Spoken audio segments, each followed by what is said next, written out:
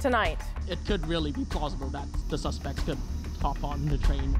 A flood of tips from the public only ratchets up the tension in the frustrating search for murder suspects. As police mobilize, we follow the latest lead. Yeah, first time in Canada getting medicine. Bernie Sanders joins a pilgrimage to Canada as diabetics seek life-saving pharmaceuticals at deep discount. But the growing reliance on Canada's system could have grim side effects here.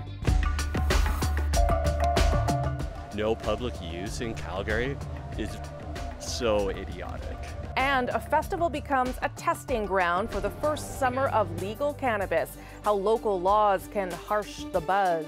This is The National.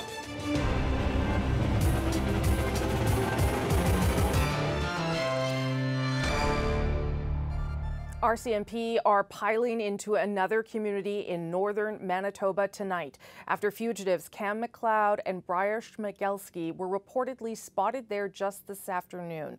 The community called York Landing, and while it's in the same corner of the province in Manitoba as Gillam, where the search has been centered so far over the past number of days, it is not really that close. It's about a 2-hour drive, maybe more, and a ferry ride on top of that. Our reporters are working on getting there right now. Schmigelski and McLeod are charged in one BC murder. They are suspects in 2 more.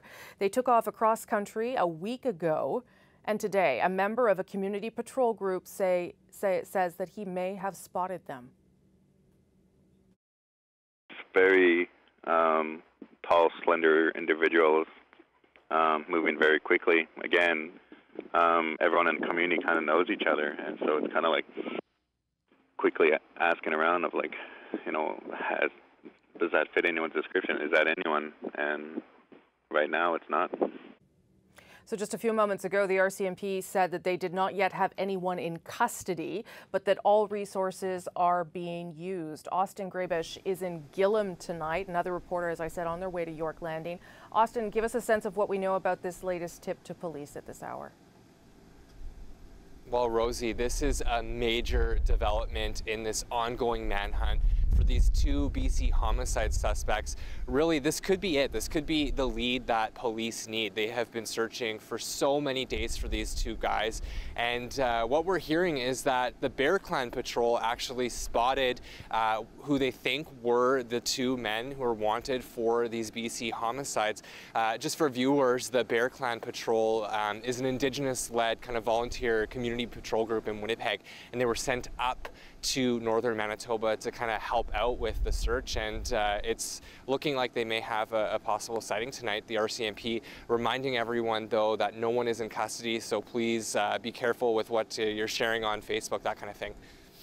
And the chief tonight, I should point out, of York Landing just arriving there, saying the same thing, that people need to remain in their homes, that they are essentially locked down until there's more information. If true, Austin, this would be the first time either men had been spotted since, I guess, last Monday. That was in Gillam, where police were, again, really combing for clues in that rough terrain. Yeah, exactly. I mean, the police have been relentless in their search around the area I'm standing tonight. They've had so many resources, so many men and women out here going through the bush looking for these guys, and it seems it could all be coming to an end tonight if this tip indeed does turn out to be true. Take a look at the latest developments on this so far. You guys need help on the train I just rolled up? RCMP officers search a Via Rail passenger train in Gillam. There is speculation the BC murder suspects might have hopped on a train or could still try to. Trains like these run really slow out here, like, and it's like, it could really be plausible. Elsewhere in their search, Mounties are combing the woods with a canine unit and using a special drone. Heavily armed tactical officers are also here, and the only road to Gillam has a mandatory 24-hour check stop that all drivers must go through. Major crimes investigators have also been brought in. They phoned Gillam cabbie Amar Sahota on Friday. They wanted to know if I drop anybody in any camp nearby the Gillam. The short answer, no. But he did get a strange call on Monday from someone wanting to be dropped off at a community called Bird as fast as possible. When the cabbie said no, that it was too far, he got mad and hung up. Sahota doesn't know who was on the other end of the line. But in a town that's become the center of international attention, anything out of the ordinary stands out and gets people talking. The military, meanwhile, is flying a Hercules above gloomy northern Manitoba skies for the second day in a row. But the search hasn't been easy. It stormed several times, making an already swampy area even wetter. On the ground, Mounties are knocking on every door. Nothing is as normal as it was before. Everything's changed here, and everybody's on edge. The Indigenous-led Bear Clan Patrol flew 7 volunteers up from Winnipeg to Gillam. There's a high level of stress right now, and their way of life right now has been impacted deeply. They're all inside. We've been to a couple communities. Everyone's indoors, everyone's scared. Worried and waiting for news. Austin Grabish, CBC News, Gillam. So as we've been telling you, police, though, have now zeroed in on York Landing after 2 men were spotted matching the fugitives' description. Members of the Bear Clan Patrol saw them near the local dump. We spoke to one of those eyewitnesses. Take a listen. Just they fit the description of what was given on the RCMP report, and that the area is not frequented by people walking because there are bear sightings, and there's actually bears within the dump that was where they were at. We seen 2 individuals moving away from the dump as soon as they probably heard the vehicle. And so it's pretty dense forestry around here, so it could be like 20 yards in the woods. You won't be able to see them. At first we seen them and it wasn't it didn't click in yet. And then we kind of took like a few moments before we realized we better check this out. And then kind of like the heartbeat kind of going, a little faster as, it's kind of like, did you see what I just seen? And then kind of confirming it. But at the same time, trying to remain calm and trying to see what time it was, what the description was, writing it down. And so just knowing that it can be vital information.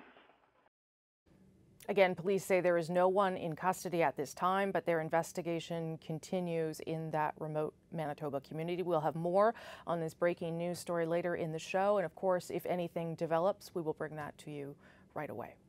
This was another violent day, though, in Hong Kong. Protesters once again clashed with police, turning city streets into a battlefield.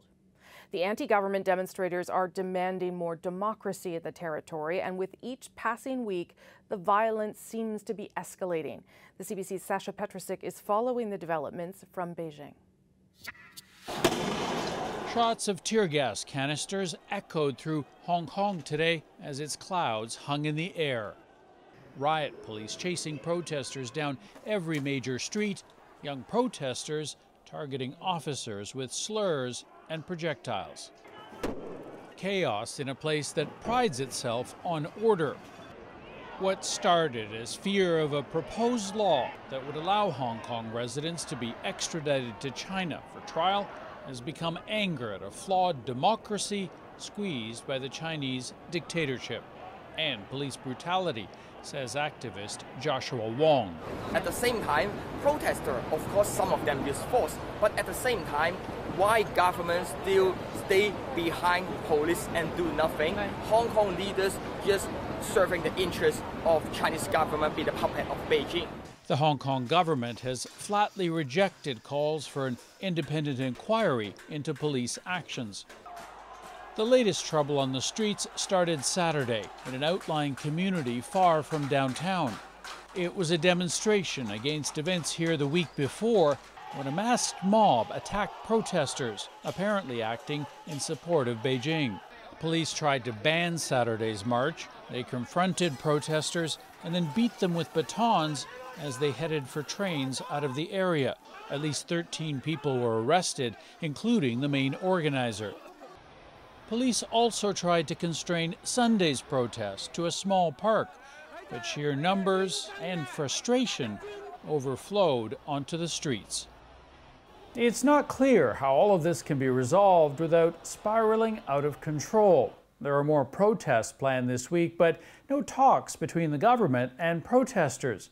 As for China, which has so far largely avoided any public statements, it scheduled a news conference for Monday. Beijing's message? Unknown. Sasha Petrusik, CBC News, Beijing.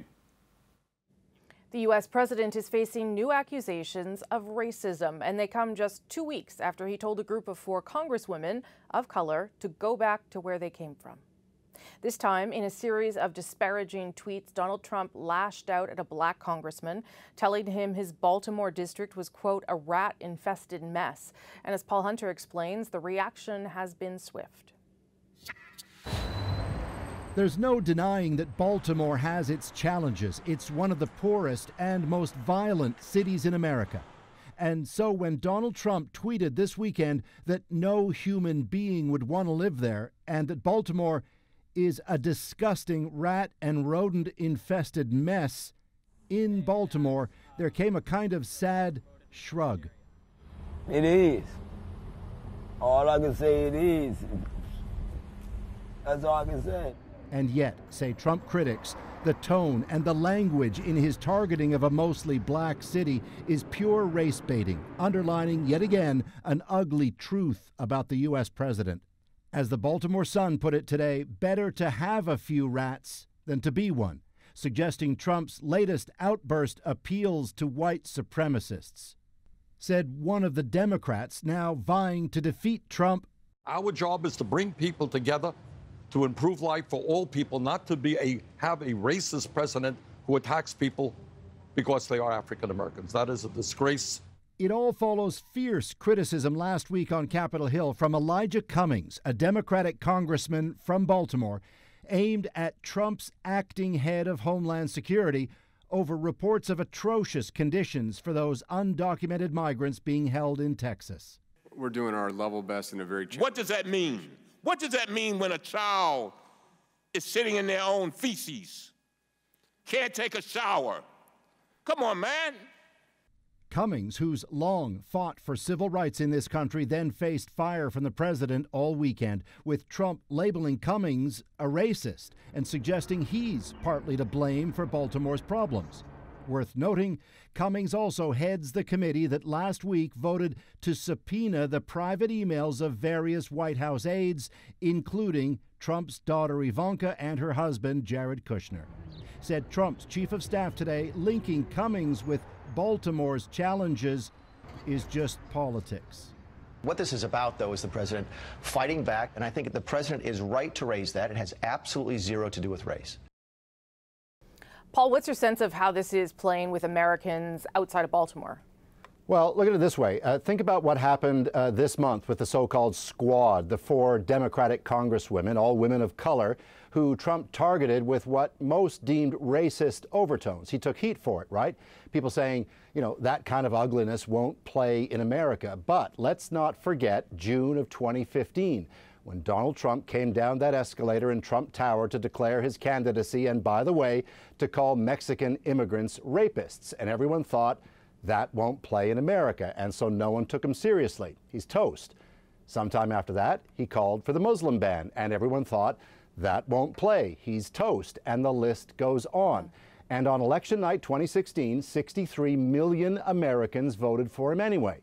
Trump knows there is a not small segment of this country that's okay with this stuff. They voted for him then, and as we get ever closer to the 2020, there's no reason to think there aren't plenty who'll do it again. Rosie. Okay. Paul Hunter in Washington tonight. Thank you. U.S. politics crossed the border into Canada today on Bernie Sanders' bus. The U.S. Democratic presidential hopeful traveled to Windsor, Ontario, along with American diabetics to pick up supplies of a critical Canadian invention, insulin. It in the U.S. can cost more than 10 times what it does here. But as Talia Ricci tells us, this high-profile case of American insulin tourism could have consequences for Canadians. I still can't believe it. I paid $1,009 in U.S. Making the 7-hour journey worth it for Kathy Seago. She says purchasing her son's insulin in Canada today saved her thousands of dollars. That cost weighed on her son. I took that upon myself to ration my insulin. All right, let me stop you right there. All right, I want everybody to hear this clearly. U.S. presidential hopeful Bernie Sanders didn't hold back when criticizing the pharmaceutical industry. So you got greed, you got corruption, and you got kids not taking the medicine they need. On his bus, insulin-seeking Americans had story after story of struggling with the cost of living with diabetes. My dad does a lot of business in India as well. He goes to India and brings insulin back for me. I was rationing insulin that I was getting for one child and sharing it between two. In a recent letter to the federal health minister, 15 groups warn of the potential for drug shortages, stating the Canadian medicine supply is not sufficient to support both Canadian and U.S. consumers. The Canadian Pharmacists Association signed the letter.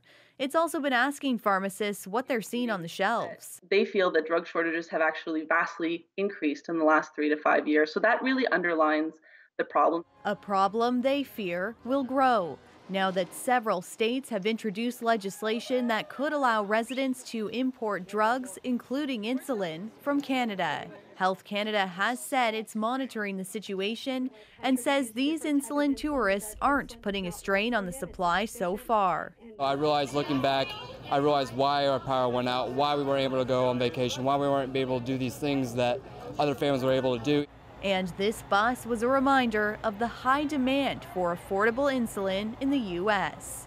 Talia Ricci, CBC News, Windsor, Ontario. Here are some of the other stories we are watching this Sunday night on The National. There are reports of an active shooter at a garlic festival in California. Oh, shoot. Oh, they shooting. Come on. Oh, who shoot at a garlic festival, bro? It's a major event in the region, and this video was posted a short time ago showing people running as shots ring through the air. The festival is south of San Jose. Local media are reporting 11 people are down, but it is unclear how many exactly are injured and if any are dead. Coroner has just arrived on scene and is going through the house, as well as our homicide investigators are here. Police are at a house north of Toronto tonight after 4 people were found dead inside. York Regional Police initially responded to a report of multiple injuries. A 20-year-old man, who police say met them at the home, has been now taken into custody. The victims have yet to be identified. A powerful explosion in Kabul has killed 2 people and injured 25 others. It came on the first day of Afghanistan's presidential campaign. Incumbent Ashraf Ghani's running mate, Amarullah Saleh, was wounded. No one's claimed responsibility. However, there has been a surge of deadly violence in recent weeks involving either the Taliban or ISIS fighters. I think the atmosphere was constructive and the discussions were good. Iran insists it wants to save the 2015 nuclear deal, and today, an emergency meeting in Vienna was aimed at doing just that. Donald Trump took the U.S. out of the accord last year, but other member countries are trying to salvage it. In the meantime, though, Iran's been stockpiling enriched uranium, thereby violating the deal.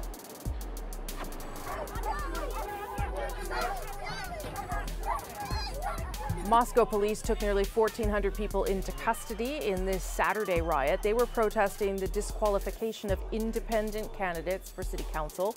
The man who called for that protest, opposition leader Alexei Navalny, he was arrested earlier this week, and today a severe allergy attack landed him in hospital. A doctor who's treating him, though, says poisoning cannot be ruled out. Still ahead on The National, we'll continue to follow the developing situation in northern Manitoba and that manhunt.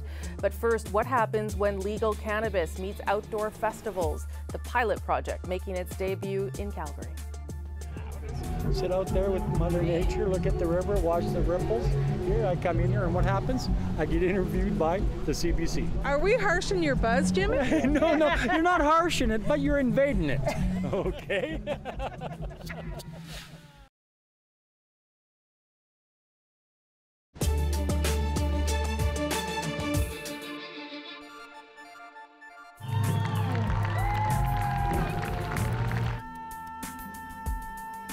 This is the Calgary Folk Festival, which for 40 years has brought song and summer together on the Bow River. And this weekend, it was another successful celebration of music. Makes me want to be there. Normally, you can't smoke or vape pot in public in Calgary, though. And for a lot of folk music fans, well, that just doesn't make any sense. Carolyn Dunn shows us how the festival has become an exception. For the first time, Nathan Scherger is relaxing and legally vaping cannabis in public. It's great. Lets people do what they were already doing along the rivers and stuff in a place where they can meet other people doing the same thing, find new friends, have a spot that they're not going to get kicked out of. And plus, they got hammocks too, so. It's normally illegal to smoke pot in public outdoor spaces in Calgary. Organizers had to negotiate a special permit with the city and Alberta's Liquor and Gaming Commission. Yeah, there's quite a few rules that we have to adhere to. It's 18 plus. There is a security guard on deck and, while it is open. And then we have some staff from 420 Premium Market here to answer any sort of cannabis-related questions. The festival can't mix vices, so the cannabis site has a good distance from the beer garden. It's also kept away from the general crowds, which include a lot of families and children. Despite the distance from the stage, the flow of cannabis users is steady, even if some would rather be smoking somewhere else. Sit out there with Mother Nature, look at the river, watch the ripples. Here, I come in here, and what happens? I get interviewed by the CBC. You guys are going to get good footage out of me. Are we harshing your buzz, Jimmy? No, you're not harshing it, but you're invading it. Shauna and Daryl Hartsook aren't worried about the stigma of smoking cannabis publicly. Like, they're acknowledging that it's like a healthy thing that people need in their life, so I think that's cool. It's the great outdoors. Like, no public use in Calgary is so idiotic. Like, we're behind. We got to get with the times in Calgary. Perhaps one day, but first the Folk Festival will look at how well this first consumption site worked and then decide if they'll go ahead with another next year. Carolyn Dunn, CBC News, Calgary. So as you may have guessed, the laws around cannabis consumption vary across the province and even by municipality. Calgary, for example.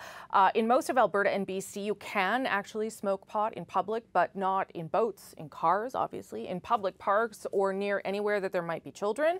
Nova Scotia is similar, but even more restrictive. The rest of Atlantic Canada, plus Saskatchewan, Manitoba, and Yukon, have banned it in public spaces outright. But in Quebec, you can smoke a joint wherever you can smoke cigarettes. Ditto for Ontario, unless you can't. For instance, some Toronto and Montreal suburbs have banned it in public too. In other words, people need to do their homework before lighting up.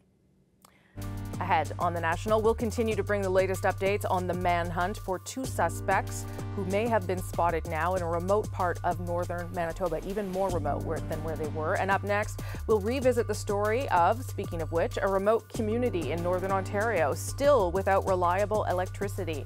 Why what's at stake is more than just power. If you got a job on the power line, what would that mean to you? It would mean to me like I'm worth something and be hopeful for my future.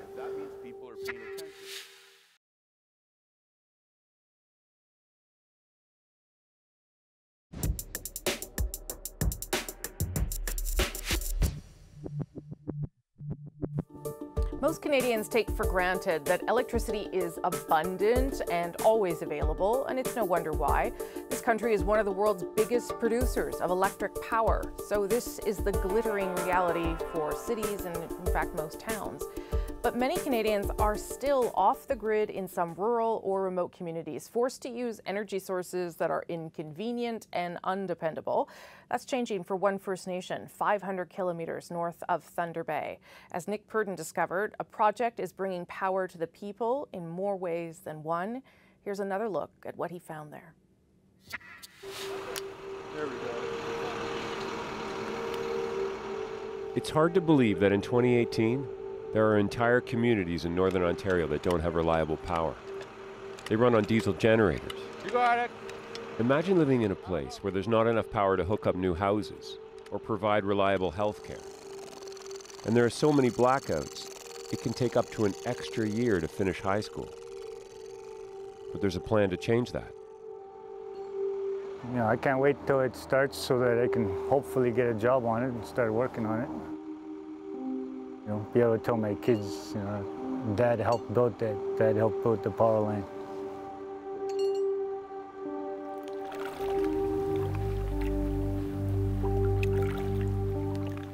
Kingfisher Lake First Nation in Northern Ontario. The only way to get in and out of here is by plane. Usually if the media visits, it's because of some kind of crisis. But not this time. A $1.6 billion project is going to bring power here. It means hundreds of jobs, and for a place like Kingfisher Lake, it means hope.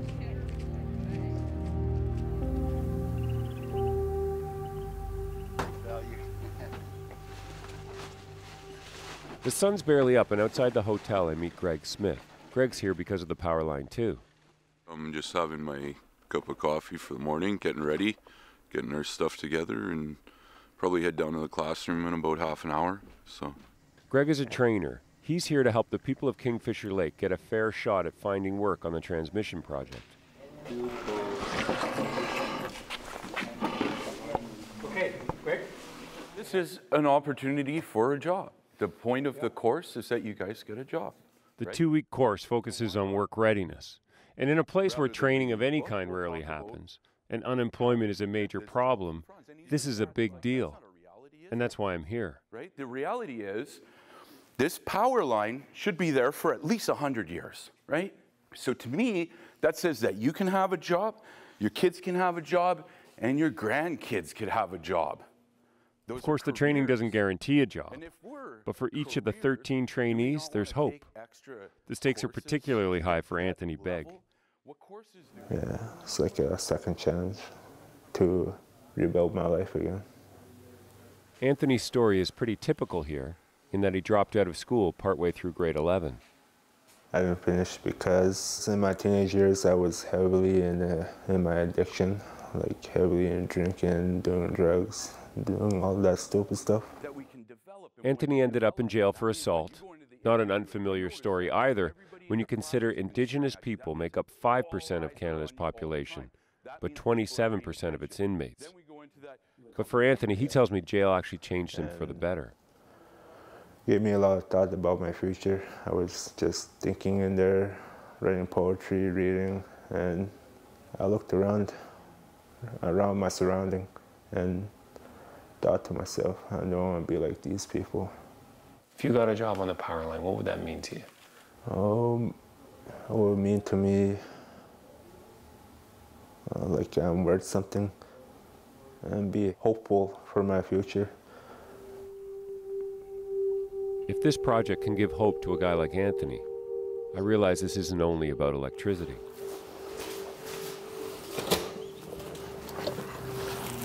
You guys got such a great opportunity right now, and all the stuff we're teaching you, we can really put a job in there at the end of this, right? Like we can. Listening to Greg, he's as much a cheerleader as a trainer. And maybe that's something that the trainees need. I was like so impressed, man. I'm so proud of you guys. Like why not hire 13 guys from the community that want to work? So rather than going that Greg represents the push to employ local people on the Powerline project. And if the trainees do well here, there's more opportunity. What's that?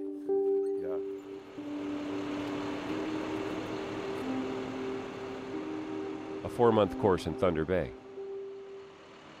This is where people from the First Nation communities in Northern Ontario train to actually put poles in the ground. All in all, 1,800 kilometers of power line will have to be run north. Nick. Hi, Curtis. Curtis, what do you guys, how's it going?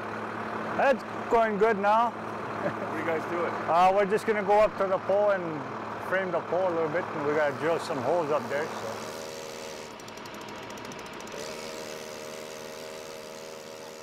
Curtis Ray has a lot riding on this course. He moved his entire family 500 kilometers south to be here. Curtis tells me this is his chance. I was pretty happy when I got the news. I told my girlfriend, and she told our family, and we had said, okay, we're going to move out. So, what check are you on? And what do you want to do with this training? I actually want to start a career and hopefully help with the project up north. So. What would it mean to be on the crew that brings power to your community? I would definitely be proud. You know, it's something I can tell my kids that Dad helped build. So I think it would put a smile on their face. There's another reason for Curtis to be proud. The First Nations in the north will own 51% of the power line. We try to work within the timelines been established. Margaret Konikwinosh is the CEO of the First Nation company Wataynikaneyap Power. For her, this project is a blueprint for the future. Our youth today want employment, improved living conditions. Not only that, they want hope in terms of opportunities. There's still a lot of work to do. Margaret meets regularly with the executives from the partner company, Fortis Ontario. How do we ensure that training takes place within each of these First Nations? And we have. Margaret is from one of the communities in the north that runs on unreliable diesel generators. And she's been trying to fix the problem for 10 years. One of the things she tells me she's fought for all along is training for her people. When you see the young people being trained, what do you think about? Hope.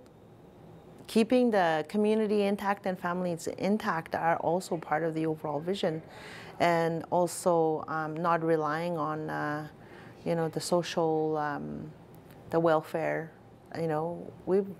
As people, we were never on welfare in the past. We were hard workers. We lived off the land, and we had good work ethics, and those are the teachings that we need to revitalize to help our young ones recognize this is where we need to go. Number two, That's why for Margaret, the training in Kingfisher Lake is key to the plan. She wants to make sure that people don't just have jobs, but careers in their own communities. I'm just going to explain something to you, students. You got to know that, because you guys got to be trained. And it's going But back on the ground, the challenges remain clear. Today's class focuses on the basics. When we say 9 o'clock in the morning, what have we been talking about all week long? 9 o'clock means sitting at your desk at 9 o'clock ready to go. Right, Jared? It's trainer Tim O'Brien's turn to teach. Now he treats the classroom like a workplace, where he's the tough boss. I'm trying to prepare you people for the industrial workforce that you're going to be in very shortly. And what we want to do is get that drilled into you so that it's second nature. Tim tells me he worries about the prejudice the trainees will be up against if they get jobs. He knows because he had to get over his own. I thought they were all lazy and all this kind of stuff. I didn't like that. I said, they're not. I know people, so I got to go find out what's holding them back. Do you care about how they do? I care an awful lot about what they do. I have personally chosen to do this. Rather, like I'm retired. I retired a long time ago, but I didn't know anything about the hardships of people living on a reserve or the First Nations people. I didn't have any clue. I just put them all and painted them all with one brush. I try to imagine what Tim might have once thought of Leanne Mamakwa. Leanne's 24. She finished high school and did a year of college before dropping out. What might a job mean for you? Everything. Because I'm actually sober now. And it's Leanne who really makes me understand what the power line means for people here.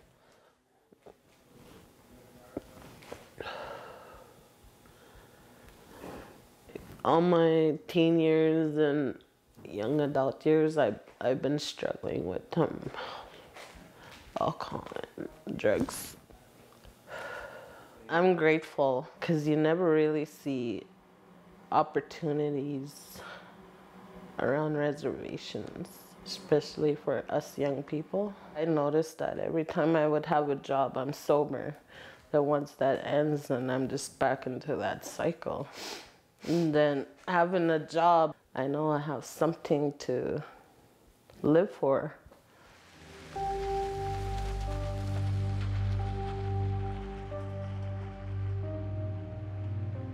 There's little doubt that the power line will improve the quality of life in these communities. But maybe just as important is how the promise of real jobs is already giving people a reason to go on. Nick Purdon, CBC News, Kingfisher Lake, Ontario. Still ahead on The National, tracking the depictions of Muslim actors in TV and film, how a crowdsourced database is hoping to change negative stereotypes. It's shocking, it really is shocking, and it's jarring for people who don't have immediate contact with Muslims. The only view that they have of Muslims is from media such as film, TV. But first, here's a look at a story we will have in the coming days on The National, all about navigating the world of long-term care and what happens when reports of abuse go ignored. Adrian sat down with one family trying to educate others. Here's a preview. She made the best out of everything. As a daughter, she did everything she could to try to find the right place for her aging and ailing mom. She researched, she read investigation reports, she visited repeatedly, she got to know the staff of the residence she chose, and yet the worst still happened. I trusted her, we trusted her.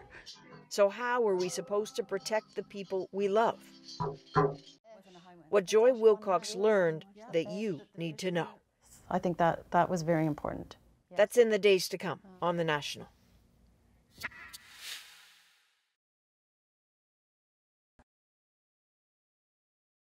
I'm Chris Berube sitting in for Jamie Poisson. Tomorrow on CBC's daily news podcast Front Burner, as Beyond Meat's stock rises to an all-time high, we dig into the meat alternative's relationship to the climate crisis and politics. Subscribe wherever you get your podcasts.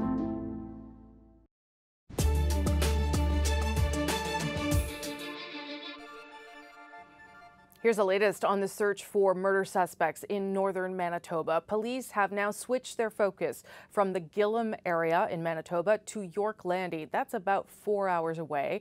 And it's because two men matching the fugitives' description were spotted near the local dump by members of the Bear Clan Patrol. We spoke to one of those eyewitnesses. Just they fit the description of what was given on the RCMP report, and that the area is not frequented by people walking because there are bear sightings, and there's actually bears within the dump that was where they were at.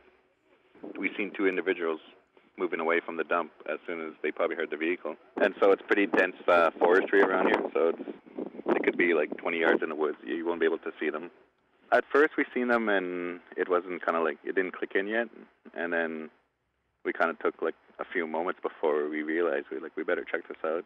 And then kind of like the heartbeat kind of going, a little faster as, it's kind of like, did you see what I just seen? And then kind of confirming it. But at the same time, trying to remain calm and trying to see what time it was, what the description was, writing it down. And so just knowing that it can be vital information. The RCMP have said that no arrests have been made yet. No one is in custody, but the investigation is concentrated on York Landing with helicopters and police officers on foot. Of course, we will keep an eye on this story and continue to update you as it develops. If you look at some of the most recent blockbusters, it might seem like Hollywood is making some great strides when it comes to diversity and representation on screen. But even now, some stereotypes just won't die. You don't have to do this. You can change your mind. Don't do that, please. Don't do that. Don't move. Stay still, please. Just stay still, please. Some stars and fans are pushing back against how Muslims are portrayed. Oscar winner Rami Malek said he only agreed to play the next Bond villain because the character won't be a religious extremist or ideological terrorist. Arms up. Riz Ahmed is the first Muslim to win a Best Actor Emmy for The Night Of. At a recent industry event, he insisted lives are literally at stake. The representation of Muslims on screen affects the policies that get enacted, he said, the people that get killed, the countries that get invaded. So just how do you change perceptions and portrayals? A couple of film buffs think they've found a way forward. Neil Cooksall shows us how it works. From its first scenes, the British series Bodyguard snared millions of fans, and just this month, an Emmy nomination. But in these scenes, Shaf Chowdhury finds little to enjoy. It's shocking, it really is shocking, and it's jarring for people who don't have immediate contact with Muslims. The only view that they have of Muslims is from media such as film TV. We really should do something about it. Frustrated and tired of seeing the same kinds of characters on screen, Chowdhury and his friend Sadia Habib came up with an idea. They're crowdsourcing reviews to rate films and shows on how they represent Muslims. They call it the Riz Test, and it asks several questions. If there's a Muslim character, are they portrayed as a victim or a terrorist, a threat to a Western way of life, a misogynistic man or an oppressed woman? Moose shot. Bodyguard, Chowdhury insists, fails on every question in the first 12 minutes of the first episode. It's, Rogue One. The test is named after British actor and musician Riz Ahmed, who is of Pakistani descent. He's also an activist. Representation is not an added extra, it's not a frill. It's absolutely fundamental to what people expect from culture and from politics. And Bodyguard. The calls for representation on screen are getting louder. It's so good, you almost forget about the Islamophobia. Almost. But they're also competing with powerful political pressures and decades of imagery in some of the most popular films and TV shows, from Homeland to Back to the Future. That's the name. This Iranian-Canadian academic connected with the Riz team in England. Hollywood is extremely powerful, and its films are they travel globally. Bodyguard is streaming internationally on Netflix. Its creator contests the Riz Test rating. It was a portrayal of various terrorist threats and a wide conspiracy that had a number of elements. One element of that was Islamist terrorism, which exists in the real world. There were Muslim characters portrayed in the series who were fighting the terrorist threat. And it raises the question, is it fair to expect every Muslim character to be portrayed in a positive light? With the Riz Test, what we don't want is to only have wonderful, shiny examples of Muslims on screen and TV. What we're advocating for is human portrayals of Muslims on film and TV. I'm just a dude from Detroit. I didn't know what quiet sounded like till I left. And that, Team Riz Test says, is progress. Well, maybe that's something you should think about defending. Neil Köksal, CBC News, Toronto. Up next on The National, they both swiped right and embarked on a 5-day-long first date. I just loved how adventurous she was, and I thought it was a great idea, so I had agreed. The next day, Monday, she had contacted Parks Canada. How their epic journey came to be in tonight's moment. But first, in case you missed it, holy shit, a biblical plague has come to Sin City. Dog. Bro. That's right, dogs and bros. Right across from the Mirage is this. Las Vegas has been invaded by grasshoppers. Nowhere seems safe. What the fuck? It's zombie apocalypse. That is so scary. Weather radar has been showing bone dry Vegas under a torrential downpour. The response from meteorologists, that's not rain. This is a storm of insects. An unusually wet spring in the region led to a massive migrating swarm that could last for weeks. Vegas is lucky it's a town of gawkers and gamblers and not farmers. They had grasshoppers, millions of grasshoppers. The Great Depression was partly grasshoppers' work. Their appetite voracious, known sometimes as locusts. Swarms have had a distinct Old Testament vibe. And what the hopping locust left, the destroying locust has eaten. Okay, so question, how do you avoid this possible divine punishment? Well, they're attracted to light. Just stay pure and virtuous and dim the lights. Oh, Vegas, you're doomed.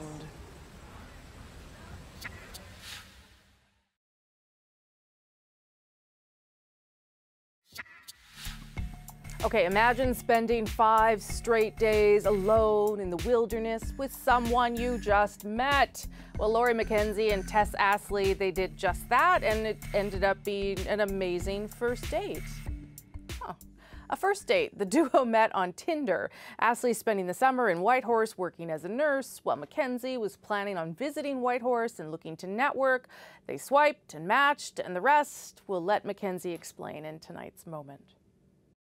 We had talked for a very short period of time, about an hour, when she had recommended doing the Chilkoot. Yeah, I just loved how adventurous she was, and I thought it was a great idea, so I had agreed. The next day, Monday, she had contacted Parks Canada and booked our park permits and organized our campground, so the whole trip fell together really quickly. Generally, we're getting along really well through text message. You know, it doesn't speak to how you'll get along in person, but it definitely helped alleviate a lot of the apprehension. Tess was in the lead for all of it. She has a lot of drive, so she trail broke the whole way for the whole 5 days. And that was really good for me, you know, it kind of gave me the motivation to keep up. The Conversation was really organic. It was really natural. We did have a little bit of quiet times on the trail where we just kind of took in the views peacefully to ourselves. We've been talking pretty much every day that we've been in cell service.